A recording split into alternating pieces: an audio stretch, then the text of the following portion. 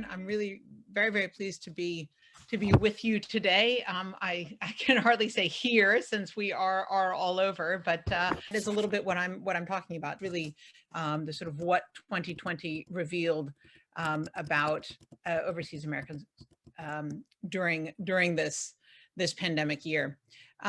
And what that really did reveal is that this differential inclusion that has always been there is something that became even more apparent with COVID, and that's across a number of bases. So the political inclusion and exclusion is just one of the things I'm going to talk about today.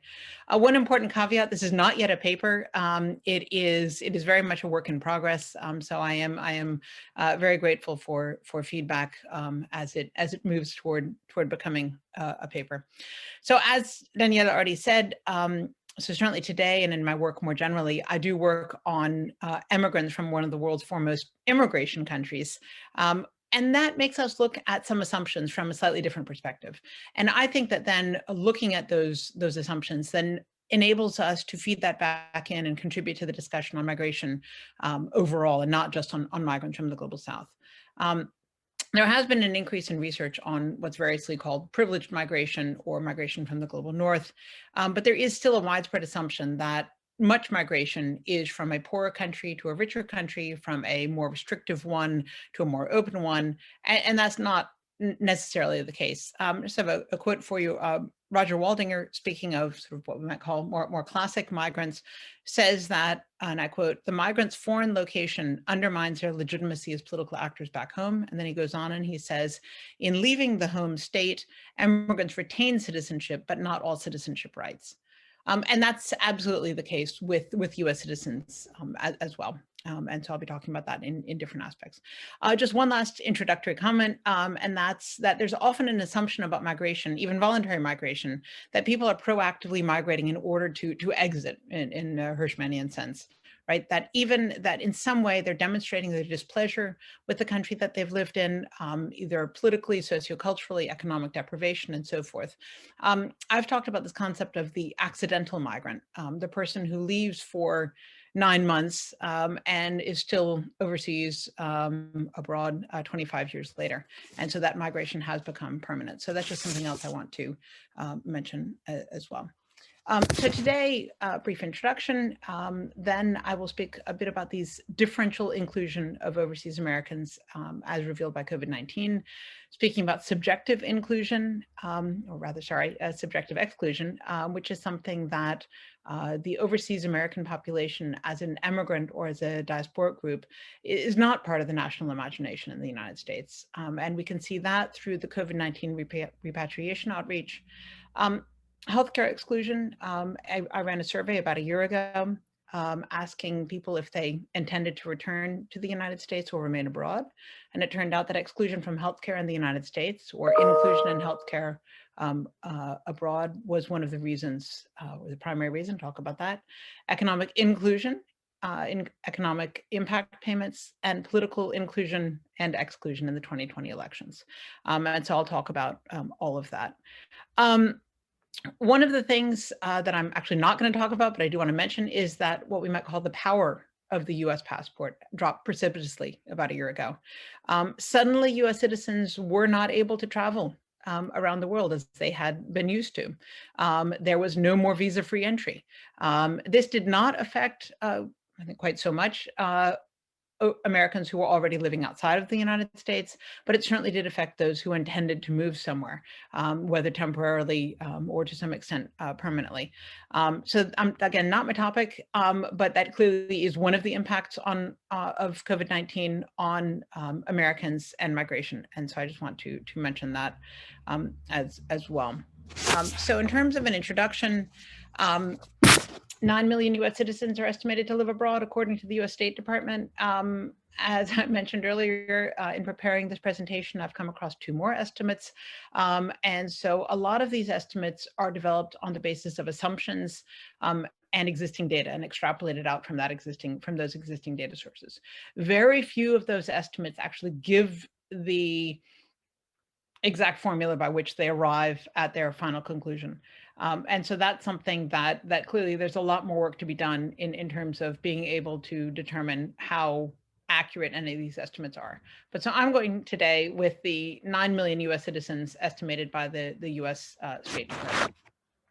All US citizens, regardless of where they live, are subject to taxation or requirement to file a tax return on worldwide income, and that since 1962. FATCA, the Foreign Account Tax Compliance Act, and a play on the term FATCAT, has been in place since 2010, coming fully into force in 2014 with increased financial reporting requirements. And that is only on US citizens residing overseas, and in some cases having bank accounts overseas. There's been a right to vote in federal elections since 1975. And so that's sort of the basic key facts. And so when you think about what COVID-19 has really revealed, those are further aspects of differential inclusion, and that really brought into starker contrast what we already knew. And that's one of the things, is that this citizenship-based taxation combines with jus soli. So if you're born in the United States, there's birthright citizenship, you become a US citizen, unless your parents are diplomats or serving military of another country. And so what we have is they call themselves the accidental Americans, people who might have been born in the United States and lived there for 2 months, but they are still liable for filing tax returns and more. The US citizenship also is passed on by jus sanguinis. So children born abroad to a US citizen also have US citizenship. And those are what's called the never resided in the political engagement literature. And many of those never resided don't have the right to vote. So that's when we talk about this differential political inclusion, and I've spoken about that before. And that, in a large way, comes from the way the American political system is divided into federal competencies and state. And so individual Americans have the individual right to vote, and that right to vote in federal elections since 1975. Diasporic block voting is in one election and one election only, and that is the Democrats Abroad Global Primary. Primaries are run by parties and elections are run by states, even for federal office, for president. Again, the Electoral College and so forth. And so each party can decide how they elect a candidate for president. And in that case, the Democratic Party has decided to give overseas Americans, overseas Democrats, that right to bring delegates to the Democratic National Convention and so forth. And so in that one election, you have diasporic block voting. So that is a diasporic inclusion. But all other elections are across the overseas American population, vote across 50 states. So they have an individual right to vote, but they don't speak with a collective voice. As I mentioned, those who are never resided are excluded from voting in 13 states. And males are required to register for selective service. And of course, everyone must file tax returns. And that's, again, so there is a certain population that is taxed, but does not have the right to vote, and must register for selective service, but does not have the right to vote. And so these are some of the when we talk about the differential inclusion and exclusion, obviously it's the flip side. And that's part of what we're talking about, as well as the individual right, but not the dedicated block. As a result, largely of FATCA and increased financial reporting requirements, we've seen substantially increased citizenship pronunciation, from an average of about 1,000 in 2010 to a high last year of nearly 7,000. And that's something that is still a very, very, very small percentage of overseas Americans, but is nonetheless a clear increase that is visible. I'm going to talk a little bit about some theoretical reflections, but this is very much the still work in progress part of this. But differential inclusion usually refers to migrants without citizenship in the country of residence, and I'm using it to refer to a diasporic population. But it's not inclusion or exclusion through borders, but inclusion or exclusion through sets of rights that are accessed. Partial citizenship I'll say, is more relevant for overseas Americans in their country of residence, because that's always, and I just want to mention that often we do focus on one side or the other, and I'm just going to mention that these overseas Americans are also resident elsewhere, right? Marshallian citizenship is another way to think about what we're talking about today, these sort of bundles of rights of civic, social, and political, and there are differential access to each of those. And then we can think about Rana Bobek's work on democratic inclusion principles of his all affected interests, all subject to coercion, and all citizenship stakeholders. And those three are really interesting ways to think about the American case, and I'm still working on developing that further. So that for theoretical reflections as a basis to move on. So as COVID-19 started hitting in January, February, March of 2020, the US State Department posted this image and injunction on Twitter, on Facebook, on its website, saying US citizens should make plans to return home now. And this was something that after March 13th, when President Trump announced that travel from Europe would no longer be possible, and we saw crowds of people in European airports and in American airports trying to get home before that ban entered in. And of course, a couple hours later, it was corrected to say that US citizens would continue to be able to return to the United States. But for a day or so, it was unclear. And then there was the global level 4 health advisory issued on March 31st, saying all international travel should be avoided. Now, this was an interesting reaction, right? And this is where we can talk about this. You can see the comments here where these are a couple comments that are saying, why would I go back to the United States, which at that time with New York City was particularly badly hit. Here are 3 comments off of the 1,400 from that Facebook post that give you a representation of some of the comments. One person said, yes, I'd be happy to go back, but I'll be taxed twice, so I'm not going back. Another person says, so how do we do that? It doesn't look like I'm going to be able to get out. And then someone really says, this isn't meant for me, is it? I'm teaching in Singapore. I'm taken care of. I'm doing well. But seeing these urgent messages creates panic and it's making me second guess myself. And so this is something that one State Department report issued recently on the repatriations talked about bringing home America's citizen diplomats.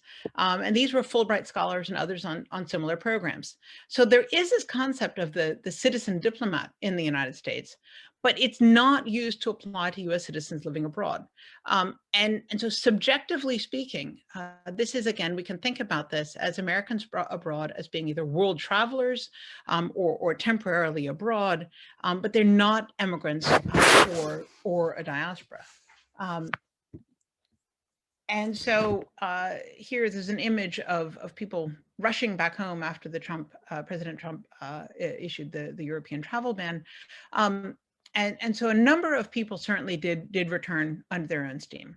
And over 100,000 US citizens were repatriated with State Department assistance, which is an absolutely staggering feat of assistance and support. And that's something, of course, Angeliki and Daniela working on as well of consular support. And this is something, but at the same time, the vast majority remained overseas. Now, in some of the fine print, there was mention of US citizens, if you live abroad, remain there. But the main messaging was return home now, this subjective exclusion. And so that made me say, so what are people doing? That clearly a lot of people, most people didn't return home. So I ran a little survey, very small opt-in online survey administered at the end of April last year. 125 people responded. Of those, the majority were US citizens, and about a third had lived in their country of residence for 10 years or more. More than that had lived outside of the US for 10 years or more. And of that 125 respondents, about a fifth had returned to the United States and about 80% remained abroad. And so then I asked them, okay, why did you remain abroad? And the number one mention overall of three mentions was that healthcare was better where they were living. The first mention overall was I live abroad permanently. healthcare. Now, in the comments, there were also comments that people made. It became clear that it wasn't just that healthcare is better here, and I had phrased that purposely that way as a well, if you will, pull factor rather than push factor. But in the comments, it became clear that it wasn't just that healthcare was better abroad, but they had no healthcare in the United States, and that's something that shouldn't really come as a surprise. But it does. A number of U.S. citizens felt they could not return home in a pandemic because of no health care. This is not something that is any different for U.S. citizens abroad than it is for U.S. citizens in the United States. Healthcare in the United States, for the most part, is employer-sponsored insurance. There's Medicaid and Medicare as well for lower income and for those over 65. But in the United States, up to 6 million people, they think, may have lost employer-sponsored insurance due to COVID-19 job loss. So U.S. health insurance is certainly not extended to all the U.S. citizens. But for U.S. citizens abroad, it's a little bit more complicated. They have obviously no employment. Many do not have, I'll say most, don't have employment-sponsored insurance in the United States. If they want to apply for Medicare, that starts at 65, and you have to start paying in at 65. And that does not cover costs abroad. That's only valid in the United States. Those under the age of 26 might be on their parents' insurance, and military veterans are the only US population to also have healthcare abroad being reimbursed. Other than that, there is no healthcare abroad for US citizens. Their health insurance is going to depend on the country of residence, which is in many cases very good. But it's going to depend very, very much on the country in which they live. And that's something that that is again, where do they live, right? In Belgium, in Germany, in the UK, is something different from countries with less robust healthcare systems. So that was one unexpected exclusion that then let's shift to an unexpected inclusion. And that was the COVID-19 economic impact payments. There are three. The third one is just being processed right now. And all of these are in the form of tax credits. So logically, anyone who files taxes, and in fact, that is the criterion, anybody who filed a 2019 or 2018 tax return was eligible. But this was not something that it was not announced. There was no widespread notification, no announcement. And the first sort of word of this started filtering out in spring 2020 as first one American and then another sort of started posting a question on Facebook or on Twitter saying, hey, did you get one of these? And soon it became clear, and then people looked into it, and now we have an entire array of support of how do I get my check? But this was something that for many people was a surprise. And of course, when we think about it, this economic inclusion is, as I said, a result of the citizenship-based taxation and the decision to give these payments as tax credits. By August 2020, which is when the last data available that we have, 1.1 million payments had been made to foreign addresses. Some of those could be non-US citizens who had filed tax returns in 2019 or 2018. Again, we don't have the data. But 1.1 million payments had been made to foreign addresses by August 2020 for a total of $1.6 billion. That's about the same as paid to taxpayers in Nebraska, Idaho, or West Virginia.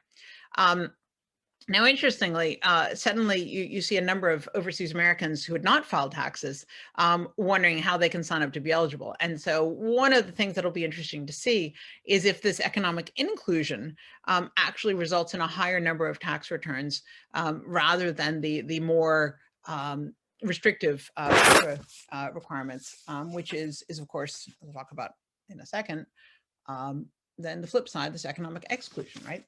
And this is something that predates COVID-19. And I'm just mentioning it here of a slightly different element. So citizenship-based taxation and FATCA say that, so FATCA says that any US person, that's a US citizen or a green card holder, who has a bank account abroad, that bank must report the figures in that account to the US Department of Treasury. Many banks have said that's too much work. We don't want to do it. Therefore, we don't want to have US citizen customers. And so that has resulted in closed bank accounts, closed life insurance accounts, denied mortgages, investment opportunities denied. The FATCA also requires that US signatories on accounts be reported to Department of Treasury. There is, sorry, that should say decreased work responsibility, and promotions have been denied. Now, some US citizens born abroad can maintain bank accounts if they have another passport, if they are not flagged as US citizens, but that's a small minority. One of the things that COVID-19 did reveal was that, because of a different law, the Patriot Act, those who received the economic impact payment as a check needed to cash that somewhere, needed to deposit that somewhere. Many were not able to do so in a US bank, and were charged fees to deposit their checks in their foreign, or for them, a local bank account. And so that was one of these other aspects that popped up during COVID-19, really highlighting that in some cases, US citizens abroad have this exclusion, both in the United States and this partial citizenship in the country they're living in, because of US legislation. So the differential political inclusion, and this is something that was fascinating. The shift of the United States to online digital voter registration and campaigning from March 2020, both the Republican and the Democratic national conventions in the summer, the Democratic more than the Republican, were online. Get out the vote activities from September 2020 were all online. And so the overseas efforts of get out the vote, of registration, increased in relative importance because everyone was online. Democrats abroad, and just to a lesser extent, they have a less grassroots outreach. Republicans overseas were no longer the odd men out, but were part of this. In fact, they were at the forefront of it. And this is something that this increased, this strong digital relevance, where Democrats abroad in particular was already very, very strongly present. So the digital diaspora, to cite Bingerhoff, becomes mainstream. Right, so Democrats abroad has been able to do much stronger membership outreach through Facebook and Twitter. I was already doing that very strongly on the international level and on the national level, but with the shift of the entire world to a digital event, this had stronger resonance. With lobbying, with voting assistance, all of this has been facilitated by a widespread shift to digital interaction. Democrats abroad hosted over 40 Zoom webinars with leading political figures who were very hard to get hold of before. But now, since they're doing Zoom webinars with everyone, the Democrats abroad is the 51st virtual state, and is one more state to do a webinar with, not the odd ones out who aren't here in person. Although, of course, Democrats abroad does have delegates at the Democratic National Convention. And in fact, the chair of the DNC, governors, Democratic presidential candidates, and many more were on webinars with Democrats abroad. Legislative outreach and lobbying, there too, Democrats abroad is on equal footing and can be much more effective because everyone's online. And this is something that really this having a strong digital presence already as a digital diaspora and the world shifting to a digital world was something where that effectiveness really is seen. Democrats abroad had an online voting help desk during the course of the 2020 campaign, and over 100,000 people were assisted. And in terms of fundraising, there were $955,000 were raised in the 2019-2020 cycle, nearly more than twice as much in the previous presidential cycle. Now, certainly quite a lot of that is going to be a Trump effect. There have been a number of points of bumps in fundraising and political engagement. One was in 2004, post-Iraq war, another 2008 with the Obama versus Clinton primary, and 2016 with the Clinton versus Sanders primary. But again, with digital outreach, that's an additional factor that really is seen as being quite a strong one. Now, it's differential political inclusion. because we do still have the various elements of exclusion, and that's this exclusion of the never resided, who are not able to vote. But there is, in terms of lobbying, there is ongoing lobbying in order to get a bill going on turning that around. And again, the voting remains dispersed across 50 states, and that's not something I think that's going to change. That would require a constitutional amendment, and going back to our subjective exclusion, there's not a strong political will to give a collective voice to an American diaspora that is not subjectively included in the national imagination or the national identity. And again, the exclusion of the never resided corresponds with the taxation of all. And so with this no block voting, that is relevant insofar as there are elements that affect the collectivity of overseas Americans, namely FATCA and taxation, but there is no collective electoral voice to address that. Now, in terms of the impact of the elections of 2020, we do not yet have the official figures. The Electoral Assistance Commission report is due in June, and then we will have a sense there. But we do already know that Democrats Abroad reports 235,000 FPCA, so requests for ballots, or FWAB, that is the federal write-in ballot if the ballot didn't come in time, and that compares to 154,000 4 years ago. So it's an over 50% increase. We know that in Arizona, which Biden won by 10,457 votes, 20 to 22,000 ballots were sent out. We know in Georgia, where Biden won by just under 12,000, 17,000 overseas ballots were requested. And we are reasonably sure that those votes tipped the senatorial contests into January runoff, as well as winning the state for Georgia. Again, we will have exact data in June when that report comes out, but we are not quite there yet. So stay tuned for exact data. So implications and conclusions about this, we can draw conclusions both about US citizens abroad, namely that this is an immigrant or diaspora citizen population, but we knew that, and that differential inclusion on political, subjective, and financial or economic bases is very, very clearly visible. Political engagement is shaped by partisanship, but not only, and by very effective leadership. And it confirms what we know about the United States, right? That US citizenship rights, thinking in a Marshallian term of civil, social, and political rights, are mediated, among others, by economic status, economic inclusion, and place of residence, both within in the United States, and variation there, and outside of the United States. And this is something that when we think about this differential inclusion, we do also always need to think about this in conjunction with the inclusion, the differential inclusion in countries of residence.